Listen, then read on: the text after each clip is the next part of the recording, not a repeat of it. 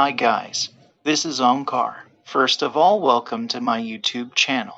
Today, we will going to learn English story The Lion and Mouse. If you have any doubt, then ask in the comments section. So let's start our story. Once when a lion, the king of the jungle, was asleep, a little mouse began running up and down on him.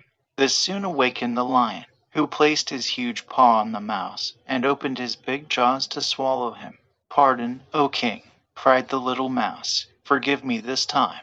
I shall never repeat it, and I shall never forget your kindness. And who knows, I may be able to do you a good turn one of these days." The lion was so tickled by the idea of the mouse being able to help him that he lifted his paw and let him go.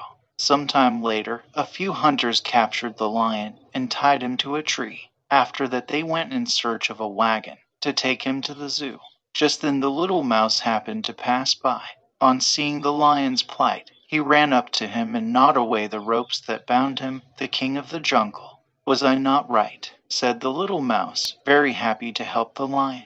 Moral: small acts of kindness will be rewarded greatly. If you like the video, then please hit the bell icon and also like, share. Thanks for watching.